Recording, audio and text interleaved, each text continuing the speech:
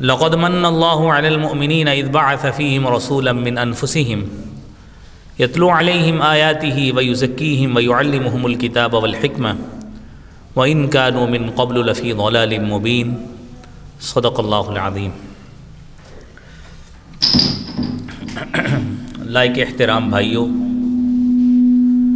دوستوں، بزرگوں، عزیزوں، ساتھیوں، ربیع الاول اور ربیع الثانی کے مہینے میں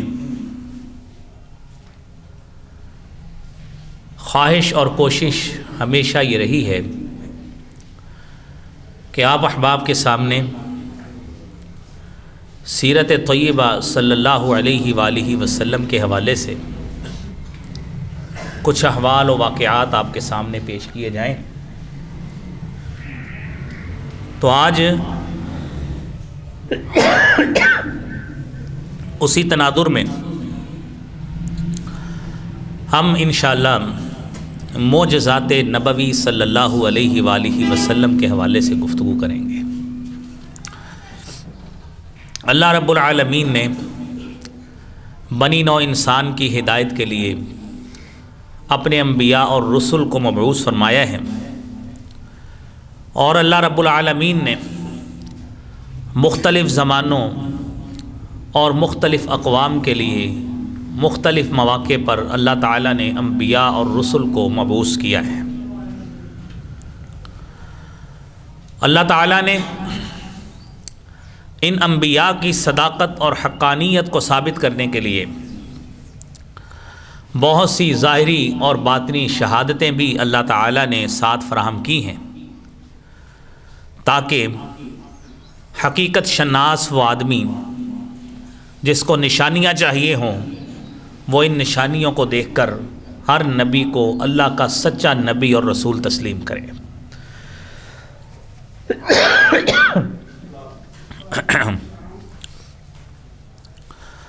اور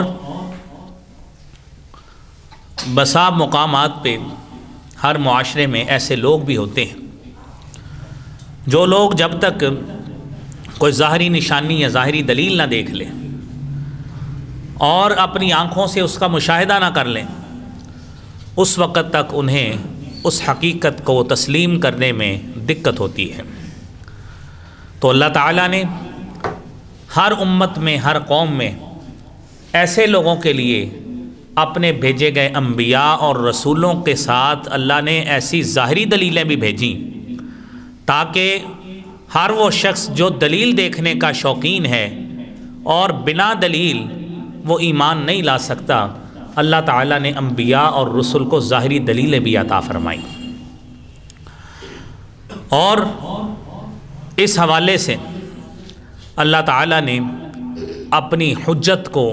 تمام کیا تاکہ کسی شخص کے پاس یہ عذر نہ ہو سکے کہ میں نے تو فلاں نبی کو اس لیے تسلیم نہیں کیا تھا کہ اس کے پاس کوئی دلیل نہیں ہے۔ پھر آپ دیکھیے، انبیاء علیہم السلام صداقت و امانت، دیانت اور شرافت کا پیکر ہوتے ہیں۔ انبیاء علیہم السلام ان کی دعوت وہ رشد اور ہدایت پر مبنی ہوتی ہے، اور ان کا کام اپنی امت کا تزکیہ کرنا ہوتا ہے اور گناہوں سے ان کو دور کرنا ہوتا ہے، نیکی کی پہچان، برائی کی معرفت، تاکہ نیکی اور بدی کا رستہ الگ الگ ہو سکے، اور اس راستے کی باقاعدہ تعیین انبیاء علیہم السلام نے آ کر اپنے عمل کے ذریعے اپنی اپنی قوموں کو سمجھائی ہے۔ اور پھر دیکھیے، ہر نبی کے پاس کچھ باطنی شہادتیں، ایسی خفیہ شہادتیں بھی ہوتی ہیں جو ہر عام شخص کو وہ ظاہر یا معلوم نہیں ہوتی، لیکن جو صاحب فہم اور صاحب بصیرت شخص ہوتا ہے وہ ان نشانیوں کو اس نبی کی ذات میں، شخصیت میں بھانپ لیتا ہے،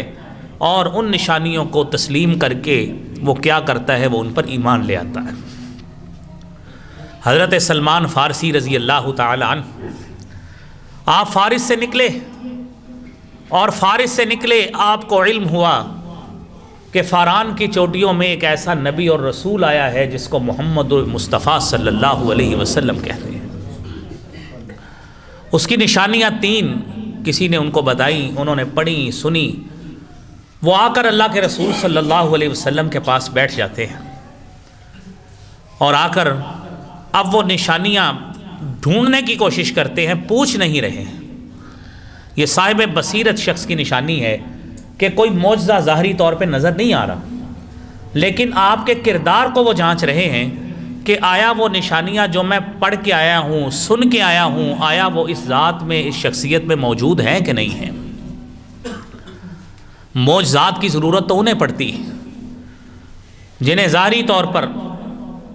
نبی کی صداقت پہ شک ہوتا ہے، جب تک معجزہ نہیں دیکھ لیتے وہ عین الیقین،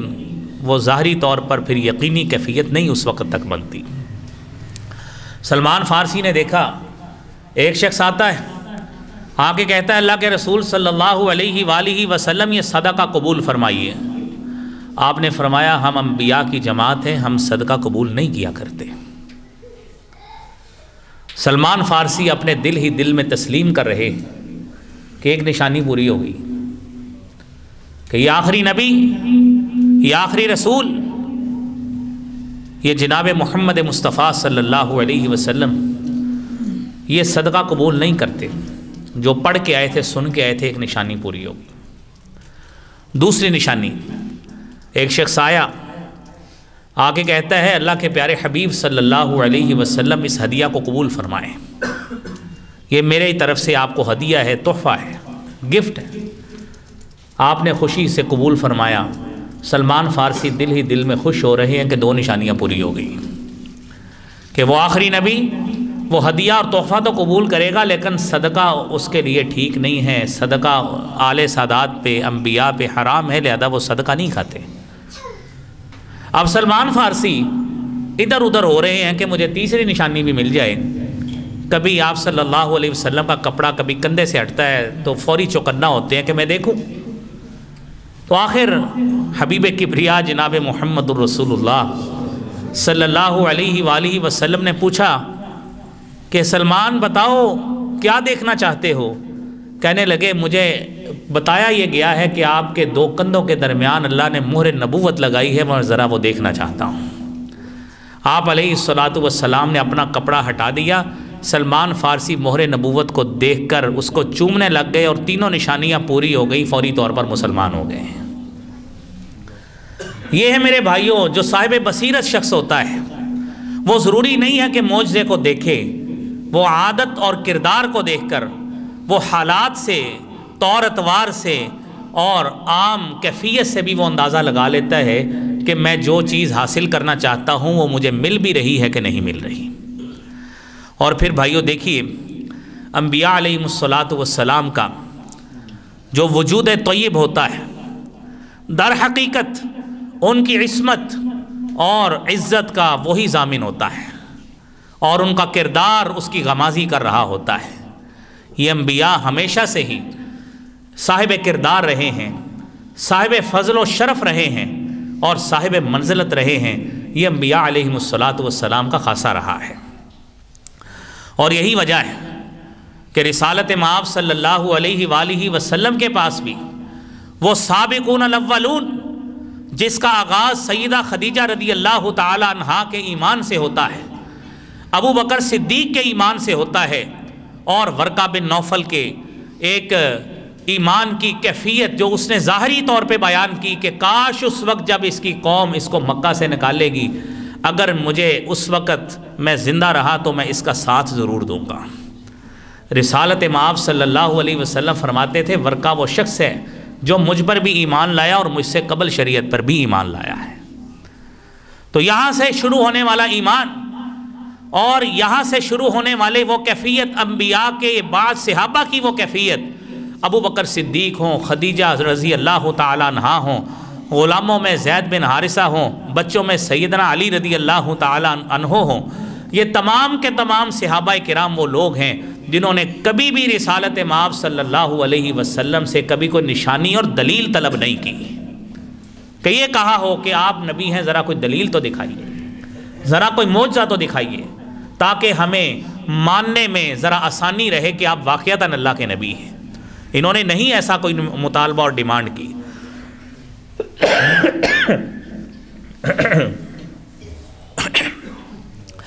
نبی کریم صلی اللہ علیہ وسلم کی زبان اقدس سے کوئی آواز نکلتی، ان کے کان سننے کو ترستے ہوتے تھے، آپ کے رخ انور کو دیکھنے کے لیے، دیدار کرنے کے لیے ان کی آنکھیں ترستی ہوتی تھی۔ اور کیفیت یہ ہوتی تھی جس طرح کہ ابو ہریرہ رضی اللہ تعالیٰ عنہ بیان کرتے ہیں کہ یا رسول اللہ صلی اللہ علیہ وسلم اذا رأیتک طابت نفسی وقرت عینی،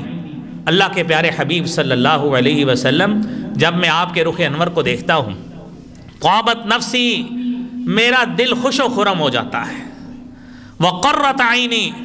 اور میری آنکھیں ٹھنڈی ہو جاتی ہیں رخ انور کی زیارت کر کے۔ یہ کیفیت میرے بھائیوں صحابہ کے ایمان کی تھی، اور انہیں کوئی معجزات کی ضرورت نہیں تھی۔ لیکن پھر بھی ضروری یہ بات ہے کہ احباب کے سامنے وہ باتیں عرض کی جائیں تاکہ علم ہو سکے کہ رسالت مآب صلی اللہ علیہ وسلم جہاں پر آپ نبوت لے کے آئے، جہاں پر آپ کی حدیث طیبہ ہے الا وانی اوتیت القرآن ومثلہ معہ، کہ مجھے قرآن دیا گیا ہے اور اس جیسی ایک اور چیز حدیث مصطفیٰ دی گئی، وہاں پر آپ کو یہ علم ہونا چاہیے آپ احباب کو کہ رسالت مآب صلی اللہ علیہ وآلہ وسلم کو اللہ تعالیٰ نے معجزات کی قوت سے بھی نوازا تھا۔ وہ معجزات ہے کیا ہے، اس کا معنی مفہوم کیا ہے، معجزہ کہتے کس کو ہیں، اور اس کا لغوی مطلب یہ ہے کہ کسی مد مقابل کو مقابلے میں ہرا دینا، اس کو عاجز کر دینا تاکہ وہ آپ کا مقابلہ نہ کر سکے، یہ معجزہ کہلاتا ہے۔ اور یہ ایک ایسی عادت ہے جو لوگوں کو انفرادی اور اجتماعی طور پر اس جیسا کرنے سے عاجز کر دیتی ہے۔ آپ دیکھیے رسالت مآب صلی اللہ علیہ وآلہ وسلم معجزے کو ظاہر کرتے ہیں اپنے نبی کے ہاتھ پہ، معجزے کا تعلق ہی نبی کے ساتھ ہوتا ہے، اور جو کسی ولی کے ساتھ تعلق ہو وہ کرامت ہوا کرتی ہے اللہ کے کسی نیک بندے کے ہاتھ پر، کہ اس سے کوئی ایسا اللہ تعالیٰ اس کے ساتھ کوئی احسان کرے، کوئی ایسا اس کے ساتھ معاملہ ہو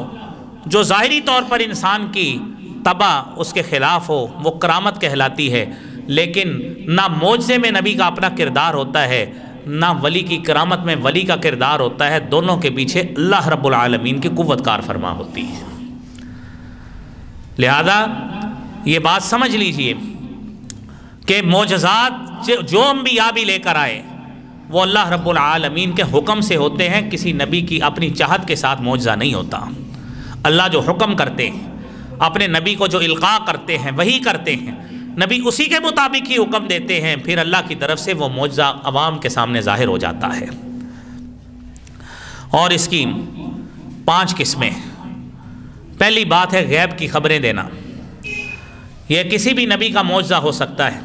لیکن ہم بات کر رہے ہیں جناب رسول کریم صلی اللہ علیہ وآلہ وسلم کی، کہ غیب کی خبریں، اور ایسی غیب کی خبریں کہ جس کے بارے میں رسالت مآب صلی اللہ علیہ وآلہ وسلم نے آگاہ کیا ہو، اور آپ کے بعد چاہے آپ کی زندگی مطہرہ کے بعد ہی وہ رونما ہوں، وہ ویسے ہی ہوں گی جس طرح رسالت مآب صلی اللہ علیہ وسلم نے فرما دیا تھا۔ آپ صلی اللہ علیہ وسلم نے کیسر و کسریٰ کی فتح کی نوید سنائی تھی، اور حضرت عمر فاروق رضی اللہ تعالیٰ عنہ کے دور میں وہی کیسر و کسریٰ، اس کے کنگن جب سراقہ کے ہاتھ میں آ گئے اور وہ فتح کی نوید وہ پوری ہوئی جو رسالت مآب صلی اللہ علیہ وآلہ وسلم نے فرمایا تھا۔ یہ معجزے کی پہلی قسم ہے۔ یہ نہ میں آپ کو بیان کر سکتا ہوں، نہ آپ کوئی اپنی بیان کر سکتے ہیں، یہ بنیاد جناب رسول کریم صلی اللہ علیہ وآلہ وسلم سے ہے، اور اس کی بنیاد وحی الہی پر ہے۔ دوسری قسم وہ حسی معجزات ہیں جو انسان کو بظاہر محسوس ہوتے ہیں۔ حسی معجزات کیا ہوتے ہیں؟ جو سامنے آپ سکتے ہیں، ہاتھوں سے لمس کر سکتے ہیں، چھو سکتے ہیں۔ آپ نے کئی واقعات ایسے سنے ہوں گے کہ نبی کریم صلی اللہ علیہ وسلم نے پانی میں ہاتھ ڈالا، پانی بڑھ گیا۔ آپ نے کھانے میں لب مبارک ڈالا، کھانا ساری امت کے لیے جتنے وہاں پہ لوگ تھے، ایک حدیث میں 300 کا تذکرہ ہے، 1000 کا تذکرہ ہے، 1300 کا تذکرہ ہے، وہ ایک ہنڈیا وہ 1300 لوگوں کے لیے کافی ہو گئی، ساری عوام دیکھ رہی ہے، وہ ویسے ہی ہوا جس طرح اللہ کے رسول صلی اللہ علیہ وسلم نے فرمایا تھا۔ یہ حسی معجزہ ہوتا ہے جو آپ اپنے حواس خمسہ میں سے کسی حس کے ذریعے اس کو محسوس کر سکیں۔ معجزے کی تیسری قسم وہ معنوی دلائل ہوتے ہیں، وہ دلائل جسے اللہ رب العالمین کی طرف سے اس طرح ظاہر کیا جاتا ہے کہ اللہ رب العالمین آپ صلی اللہ علیہ وسلم کی دعا کو قبول کریں گے، آپ کو قتل سے محفوظ رکھیں گے اور آپ کی رسالت کو عام کریں گے۔ یہ وہ ہے جو ظاہراً محسوس تو نہیں ہوتی، لیکن ہاتھ سے چیزیں محسوس نہیں ہوتی، لیکن آپ کو احوال یہ بتا رہے ہیں کہ جو قرآن کریم میں بات کہی گئی ہے، ما ارسلناک الا کافۃ للناس، روئے زمین پر کوئی ایسی جگہ نہیں ہے جہاں پہ رسالت مآب صلی اللہ علیہ وآلہ وسلم کی رسالت کا پیغام نہ پہنچا ہو۔ آپ صلی اللہ علیہ وسلم پر احد کے مقام پہ حملہ ہوا، اللہ تعالیٰ نے آپ کو محفوظ رکھا، کیونکہ آپ کو اللہ تعالیٰ نے قتل نہیں ہونے دینا تھا۔ یہ حسی معجزہ ہے، معنوی معجزہ ہے جو آپ کے سامنے تھا، کیونکہ عوام کو اس چیز کا نہیں علم تھا، لیکن عوام نے محسوس کیا کہ اللہ کے پیارے حبیب صلی اللہ علیہ وسلم کو جب یہودیوں نے دعوت پہ بلایا اور دیوار کے ساتھ آپ کو بٹھایا اور اوپر سے پتھر پھینکنے لگے، اللہ تعالیٰ نے وحی کے ذریعے جناب رسول کریم صلی اللہ علیہ وسلم کو مطلع کر دیا۔ عوام کو اس چیز کا علم نہیں ہے، لیکن اللہ تعالیٰ نے جناب حبیب کبریا کو وہاں سے محفوظ کر لیا۔ یہ معنوی معجزہ ہے۔ تو معجزے کی 3 قسمیں آپ نے سن لی۔ چوتھی قسم کیا ہے؟ چوتھی قسم وہ ہے کہ قرآن کریم یہ وہ معجزہ ہے کہ جو دائمی معجزہ ہے، اور یہ قرآنی معجزہ ہے جس کے بارے میں قرآن کریم کی 3 آیات آپ سماعت فرمائیں کہ معجزہ قرآنی کیا ہے۔ قریش نے آپ کو، مختلف لوگوں نے آپ کو ساحر بھی کہا، آپ کو شاعر بھی کہا، آپ کو کاہن بھی کہا، جادوگر بھی کہا، آپ کو مجنون بھی کہا، سارا کچھ کہہ دیا، اور ان کے پاس لفظ ختم ہو گئے جو آپ کی نعوذ باللہ بے عزتی کرنے کے لیے یا اہانت کے لیے استعمال کریں۔ لیکن اللہ رب العالمین نے اس معجزہ قرآنی کو اس وقت بھی ساری دنیا کے سامنے ایک عاجز کرنے والا معجزہ رکھا ہے، اور آپ صلی اللہ علیہ وسلم کے بعد بھی رہتی دنیا تک، قیامت تک یہ معجزہ اسی طرح ہی قائم و دائم ہے جس طرح اس وقت کوئی قرآن کے مقابل کوئی صورت نہیں بنا سکا گا، یہ قیامت تک انشاءاللہ یہ چیلنج اسی طرح ہی قائم و دائم رہے گا۔ قرآن کریم میں آپ نے سنا ہے، ام یقولون افتراہ قل فأتوا بعشر سور مثله مفتریات وادعوا من استطعتم من دون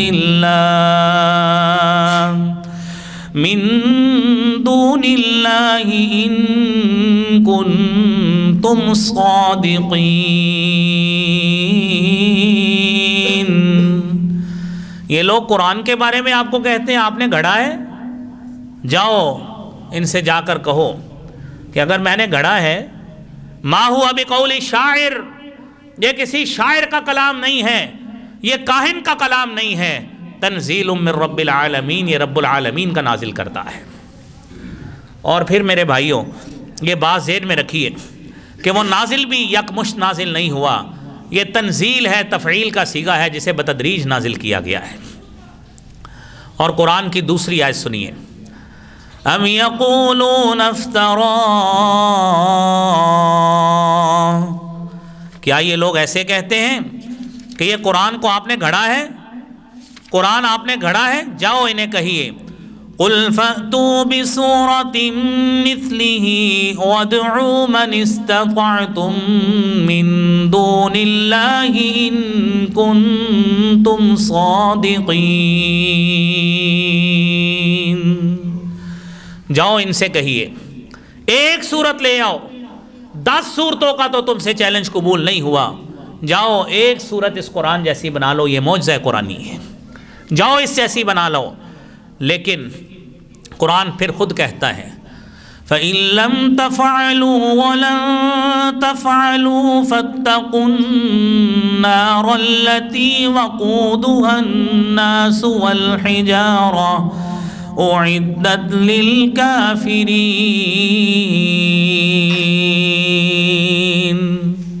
اس چیلنج کو جو 10 صورتوں کا قبول نہیں کر سکے، ایک صورت کا قبول نہیں کر سکے، انہوں نے یہ چیلنج جو قبول نہیں کیا،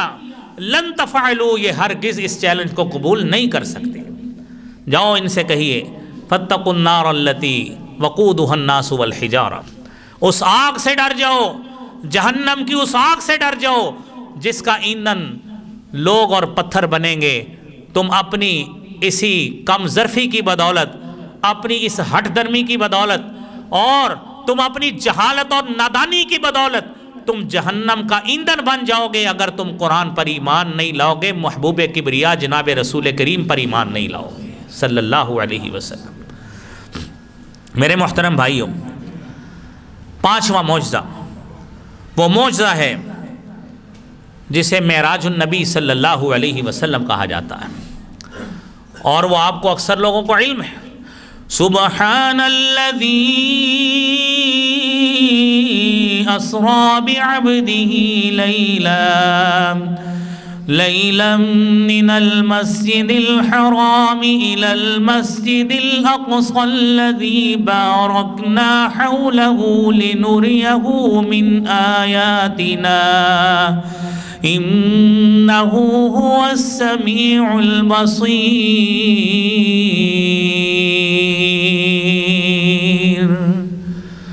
آپ حضرات اندازہ کیجئے، قرآن کریم میں اللہ رب العالمین نے لفظ سبحان کا تذکرہ کیا ہے، اور شارحین مفسرین اہل لغت لکھتے ہیں کہ قرآن میں اللہ تعالیٰ سبحان کا لفظ وہاں پہ استعمال کرتے ہیں جہاں پہ انسانی عقل جواب دے جاتی ہے۔ انسان تصور بھی نہیں کر سکتا آج کوئی فزکس کا قانون لے آئے، کوئی گریویٹیشنل پل کا، کشش ثقل کا قانون لے آئے، انسان کی جتنی بھی علم کی انتہا ہے وہ ختم ہو جائے گی، لیکن جہاں پہ انسان کے علم کی انتہا ختم ہوتی ہے وہاں سے لفظ سبحان کا آغاز ہوتا ہے۔ کشش ثقل کا قانون آج بھی اس چیز کو تسلیم نہیں کرتا۔ اور پھر انسانی جسم میں جو ایکسیلریشن قوت ہوتی ہے، فزکس کا قانون ہے کہ ایک جسم زیادہ سے زیادہ کتنی رفتار میں سفر کر سکتا ہے۔ یہ ساری وہ باتیں ہیں جو انسان کی عقل سے ماورا ہیں، اور معجزہ اسی چیز کا نام ہوتا ہے کہ انسان دیکھے بغیر سیڑھی کے اوپر نہیں چڑھ سکتا، لیکن اللہ نے وہ معجزہ پوری امت کے سامنے رکھا ہے کہ میں اپنے نبی کو مسجد حرام سے اقصیٰ تک اور وہاں سے پھر آسمان تک لے کے گیا۔ یہ معجزہ ہے۔ یہ 5 اقسام میرے بھائیوں آپ نے معجزے کی سنی ہے، اور پھر اسی معجزات کے حوالے سے کچھ 3-4 واقعات بھی آپ کی خدمت میں عرض کرتا ہوں۔ حضرت سہل بن سعد رضی اللہ تعالی عنہ روایت کرتے ہیں کہ رسول کریم صلی اللہ علیہ وآلہ وسلم نے غزوہ خیبر کے موقع پر 7 ہجری کی بات ہے، آپ علیہ الصلاۃ نے فرمایا لَأُعْطِيَنَّ الرَّائِيَةَ غَدًا رَجُلًا يُفْتَحُ عَلَى يَدِهِ يُحِبُّ اللَّهَ وَرَسُولَهُ وَيُحِبُّهُ اللَّهُ وَرَسُولُهُ، کہ کل کے روز میں علم ایسے شخص کو عطا کروں گا، ایسے شخص کو عطا کروں گا کہ جس کے ہاتھ پر اللہ تعالیٰ خیبر کی فتح لکھ دیں گے، کل علم اس کو عطا کروں گا، اور وہ شخص ایسا شخص ہوگا جو اللہ اور اس کے رسول سے محبت کرنے والا ہوگا، وَيُحِبُّهُ اللَّهُ وَرَسُولُهُ، اور اللہ بھی اور اس کے رسول صلی اللہ علیہ وسلم بھی اس سے محبت اور پیار کرنے والے ہوں گے۔ اور یقینی بات تھی کہ جب آپ صلی اللہ علیہ وسلم نے اتنی بڑی بات کہی کہ وہ اللہ کا پسندیدہ اور اللہ کا محبوب بندہ، اللہ کے رسول کا محبوب بندہ ہوگا، ہر شخص اپنے دل میں یہ امنیات، یہ آرزو، یہ خواہش لیے پھر رہا تھا۔ صحابہ کرام تھے جو سوچ رہے تھے کہ شاید کل وہ خوش نصیب شخص میں ہوں جسے اللہ کے رسول صلی اللہ علیہ وسلم علم عطا فرمائیں، لیکن جب کل کا وقت آیا آپ علیہ الصلاۃ والسلام نے فرمایا ऐन अली इब्न अबी तालिब, अली बिन अबी तालिब कहाँ हैं, मेरे छोटे भाई अली किधर हैं। जब ये बात कही गई, जब ये ऐलान किया गया, सहाबी बयान करते हैं फ़अरसिलू इलैहि फ़अतूनी बिही, रिसालत मआब सल्लल्लाहु अलैहि वसल्लम ने फरमाया जाओ उसे लेकर आओ, उसे मेरे पास लाओ। फलम्मा जाअ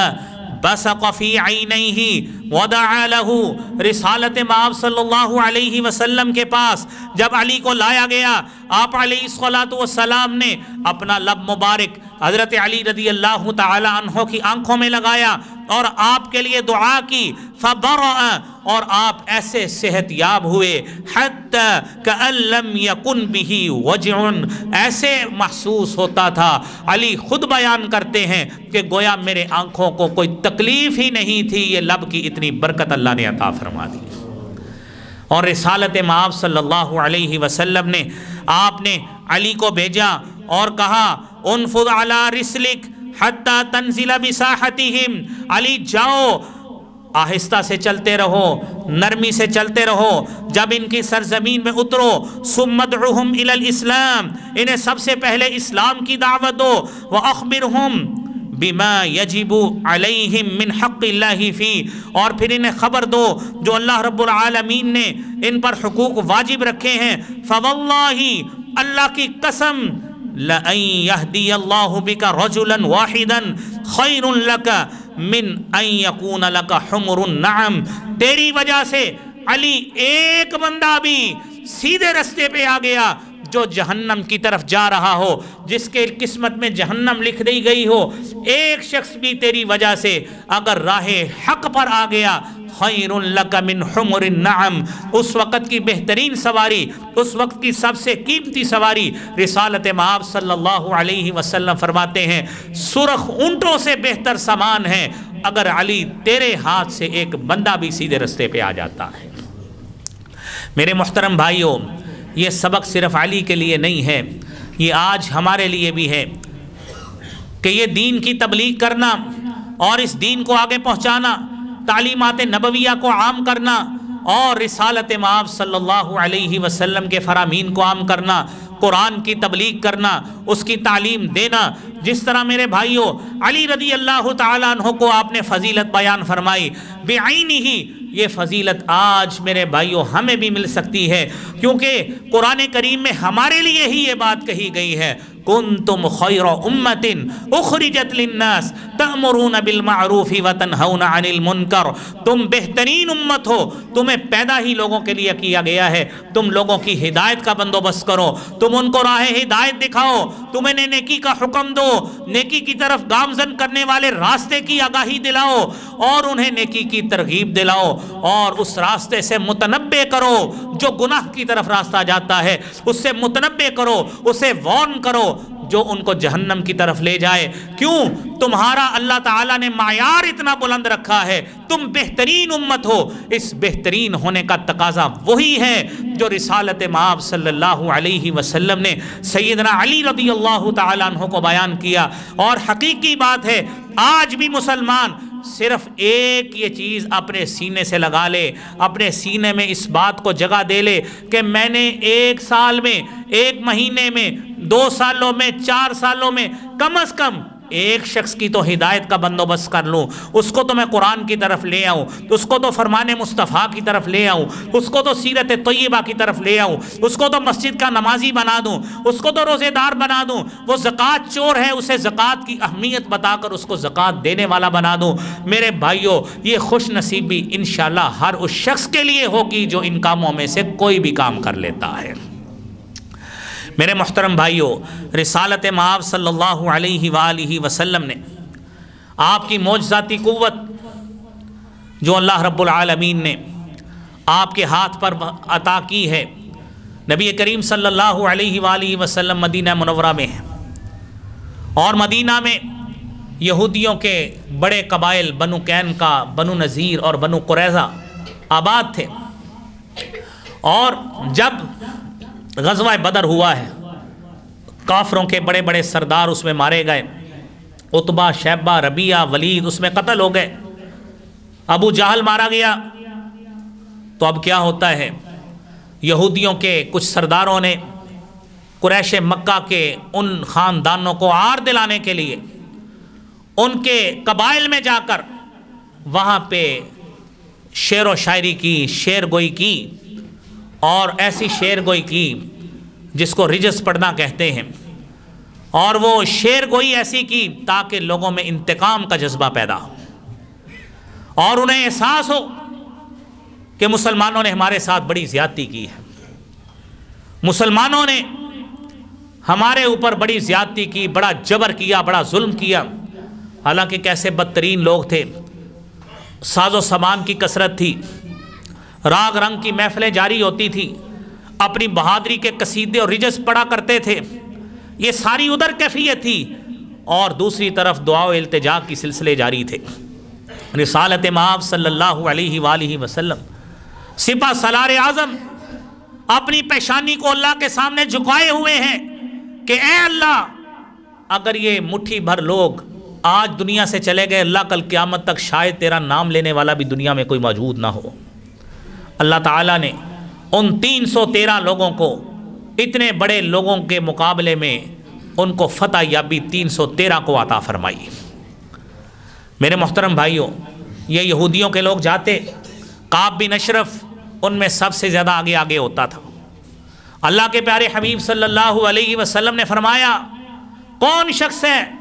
جو کعب بن اشرف کے حوالے سے میری مدد کرے، اسے وہ تہ تیک کر دے، قتل کر دے اس کو۔ صحابی عبداللہ بن عتیق اٹھے، انہوں نے اس کی حامی بری اور انہوں نے اس کو قتل کر دیا۔ واقعہ لمبا ہے، خیر۔ دوسرا ابو رافع نامی یہودی تھا، آپ صلی اللہ علیہ وسلم نے فرمایا کہ ہے جو اس کا کام تمام کرے۔ ایک صحابی حضرت عبداللہ بن عتیق رضی اللہ تعالیٰ عنہ، وہ اٹھتے ہیں، رسالت مآب صلی اللہ علیہ وسلم کے سامنے وعدہ کرتے ہیں کہ اللہ کے پیارے حبیب صلی اللہ علیہ وسلم، یہ ذمہ داری میری ہے، اس کو تہ تیک کر کے آپ کے سینے کو ٹھنڈ میں پہنچاتا ہوں۔ قلعے میں محصور تھا۔ اب آپ دیکھیے جو معجزہ آپ کو بتانا ہے، قلعے میں محصور تھا، حدیث نبوی میں پورا واقعہ موجود ہے، کافی لمبی حدیث ہے صحیح بخاری کی، اور 4039 نمبر حدیث ہے۔ آپ صلی اللہ علیہ وسلم اس عبداللہ بن عتیق کو بھیجتے ہیں۔ عبداللہ بن عتیق اس قلعے کے باہر جا کے بیٹھ جاتے ہیں، شام کا وقت ہے، غروب آفتاب کا ٹائم ہے۔ عبداللہ بن عتیق فرماتے ہیں، میں گیا اور میں جا کر قلعے کی فصیل کے پاس اس طرح بیٹھ گیا، اپنے اوپر کمبل اور چادر لپیٹ کر اس پوزیشن میں بیٹھا کہ شاید قلعے کا جو دربان تھا اس نے سمجھا یہ بندہ قضائے حاجت کر رہا ہے، اور کہنے لگا، دروازہ بند کر رہا ہے اور کہنے لگا، یا عبداللہ، اے اللہ کے بندے، میں دروازہ بند کرنے لگا ہوں، اگر تو نے اندر آنا ہے تو آ جا۔ یہ اللہ کے پیارے حبیب صلی اللہ علیہ وسلم نے اپنا مسلمان صحابی بھیجا ہے، اور اس کی آنکھوں پہ پٹی بند گئی، اسے علم ہی نہیں ہو سکا یہ بندہ ہمارا بندہ نہیں ہے۔ اس نے اس کو بڑی شفقت اور پیار سے قلعے کے اندر اس کو لے گیا، اور اس وقت لائٹوں کا دور تو نہیں تھا۔ عبداللہ بن عتیق فرماتے ہیں، میں چلا گیا اور میں جا کے ایک نکر پہ جا کے بیٹھ گیا، اور جا کر میں نے محسوس کیا، جو میں دیکھ رہا تھا، مشاہدہ کیا کہ یہاں تو بڑے رقص و سرور کی محافل لگتی ہیں، بڑی یہاں پہ شعر گوئی ہوتی ہے، بہادری کے قصیدے سنائے جاتے ہیں۔ محفل ٹوٹ گئی، جب کچھ وقت رات کا گزرا، محفل ختم ہو گئی، اور وہ ابو رافع یہودی جو قبیلے کا سردار تھا، وہ آگے چلتا رہا، دروازہ کھولتا، آگے چلتا رہا، آخر میں جو کمرہ تھا وہاں پہ جا کے اپنی فیملی کے ساتھ بیٹھ گیا۔ عبداللہ بن عتیق فرماتے ہیں، میں بھی آہستہ آہستہ ایک دروازہ کھولتا اور اندر چلا جاتا، اور دروازے کو اندر سے کنڈی لگا دیتا، تاکہ وہ شخص ابو رافع یہودی کہیں بھاگ نہ جائے، یا اگر اس کی چیخو پکار بھی ہو تو کوئی شخص مجھ تک نہ پہنچ سکے۔ میں جاتا گیا، رات کا کوئی آدھا پہر بھی گزر چکا تھا کہ میں نے آواز لگائی، ابو رافع کدھر ہو؟ تو اندھیرے میں تو پتہ ویسے نہیں لگتا، جدھر سے آواز آئی میں ٹٹولتا ٹٹولتا پہنچ گیا۔ میں نے جا کر تلوار کی نوک اس کے اوپر رکھی، وہ زخمی تو ہوا لیکن اس نے चिल्लाना शुरू कर दिया और अपने दरबारियों को बुलाने लग गया, भाई तुम किधर हो, मेरे ऊपर अभी किसी ने हमला किया है। हज़रत अब्दुल्ला बिन अतीक रज़ी अल्लाह ताला अन्हु बयान करते हैं कि मैंने आवाज़ बदल कर बात कही, आवाज़ बदली, आवाज़ बदल कर कही, तूने, तुझ पर किसने हमला किया है? वो कहने लगा, अभी अभी किसी बदबख्त ने मुझ पर हमला किया है। कहते हैं मुझे फिर अंदाज़ा हो गया ये किधर बैठा है। मैं फिर गया और जाकर उसके ऊपर अच्छी तरह तलवार के साथ उसको नोक चबोकर ऊपर बैठ गया, जब तक मुझे हिलाकर यकीन नहीं होगा ये मरा है कि नहीं मर गया। जब वो मर गया है, कहते मैं एक एक दरवाज़ा खोलता गया और उसको बंद करके मैं बाहर निकल गया, चुप करके बाहर निकला और बाहर जो मेरा साथी मौजूद था मैं उसके साथ साइड पे होकर इंतज़ार करने लग गया ताकि मौत की तहकीक हो जाए। लेकिन अंधेरे में सीढ़ियाँ उतरते उतरते मेरा पाँव थोड़ा सा स्लिप हुआ और मेरी टांग टूट गई। मेरी पिंडली की हड्डी जो है ना वो टूट गई, घुटने के नीचे से हड्डी टूट गई। तो मैं अपना जो अमामा है वो उतारा और उसके साथ उसको बांध लिया, अपने साथी के साथ सवार हुआ और सीधे अल्लाह के रसूल सल्लल्लाहु अलैहि वसल्लम के पास। लेकिन जाने से कबल तसल्ली कर ली कि जब किले की फसील पर चढ़कर उसने सदा लगाई कि अबू राफ़े की मौत वाक़ई हो चुकी है, उसको किसी ने कत्ल कर दिया। मुझे यकीन हो गया कि अल्लाह का शुक्र है कि मुझे जिस काम पे अल्लाह के प्यारे रसूल सल्लल्लाहु अलैहि वसल्लम ने भेजा था वो पूरा हो गया है। मैं वहाँ से चला और चलकर अल्लाह के प्यारे हबीब सल्लल्लाहु अलैहि वसल्लम के पास पहुँचा। जब आपके पास पहुँचा, आपको बताया कि मेरे साथ उतरते उतरते ये काम हो गया है। आपने फरमाया उबसुत रिजलक फबसत्तु रिजली फमसहहा। सहाबी रसूल बयान करते हैं, मुझे रिसालत माब सल्लल्लाहु अलैहि वसल्लम ने कहा अपनी टांग ज़रा फैलाओ। मैंने अपनी टांग फैलाई, फमसहहा, आपने अपना हाथ नबूवत वाला ऊपर फेरा। ऐसे महसूस हुआ कअन्नहा लम अश्तकीहा कत्तु, के इसको कभी शिकायत ही कोई नहीं थी। ये सही बुखारी की हदीस है। ये मेरे भाइयों मौजज़ा है जनाब रसूल करीम सल्लल्लाहु अलैहि वसल्लम का। ये वो मौजज़ा है और इन मौजज़ात को मेरे भाइयों सुनाकर आप अपने नबी की हुज़ूर अकरम सल्लल्लाहु अलैहि वसल्लम की अज़मत बयान कर सकते हैं, आपकी रिफ़त और शान और आपका मुकाम व मर्तबा बयान कीजिए। वक़्त चूँकि बहुत हमारे 5 मिनट रह गए हैं, एक दो वाक़यात और सुनिए। अबू हुरैरा रज़ी अल्लाह ताला अन्हु बयान करते हैं कि एक दिन मेरे पास खाने को कुछ नहीं था। अबू बकर पास से गुज़रे, मैंने उनको कुरान करीम की आयत सुनाई, वयुतइमून अत्तआम अला हुब्बिही मिस्कीनन व यतीमन व असीरा, कि मोमिनों की खुसूसियत ये होती है वो भूखों को खाना खिलाते हैं। अबू बकर सिद्दीक को शायद समझ तो आ गई, लेकिन उनके पास खाने का मवाद नहीं था, वो चल दिए। उमर फ़ारूक आए, मैंने फिर यही आयत पढ़ी, वो भी चल दिए। जनाब रसूलुल्लाह सल्लल्लाहु अलैहि वसल्लम पास से गुज़रे, आप अलैहिस्सलातु वस्सलाम गुज़रे तो आपके सामने भी मैंने आयत पढ़ी। आप रुके, आपने तबस्सुम फरमाया, आपने कहा अबू हुरैरा आओ मेरे साथ चले। जाके, क्योंकि वाक़या मुख्तसर करता हूँ, एक प्याला दूध का आया, आपने फरमाया जाओ असहाबे सुफ़ा को भी बुला लो, असहाबे सुफ़ा को भी बुला लो। अबू हुरैरा सोचते हैं, कहते हैं पहले तो मुझे शक था कि शायद कुछ मिल जाए, अब शायद मुझे क्या मिलेगा, अब असहाबे सुफ़ा को भी बुला लिया। रिसालत माब सल्लल्लाहु अलैहि वसल्लम ने कहा अबू हुरैरा इधर से शुरू हो जाओ, सबको पिलाओ, सबको पिलाओ। अब अबू हुरैरा उस दूध को पिलाने लग गए। एक शख्स को पिलाया, दूसरे को पिलाया, तीसरे को पिलाया, चौथे, पाँचवें, छठे, सातवें, और भाई 20 लोग थे। अबू हुरैरा रज़ी अल्लाह ताला अन्हु कहते हैं मैंने सबको इस दूध से, इस दूध के प्याले से सबको सेर कर दिया, दूध ख़त्म नहीं हुआ। रिसालत माब सल्लल्लाहु अलैहि वसल्लम फरमाते हैं अबू हुरैरा रज़ी अल्लाह ताला अन्हु जाओ अब तुम भी इस प्याले को पी लो, सेर हो जाओ। कहते मैंने पी लिया। कहने लगे और पी लो, मैंने और पी लिया। कहने लगे और पी लो।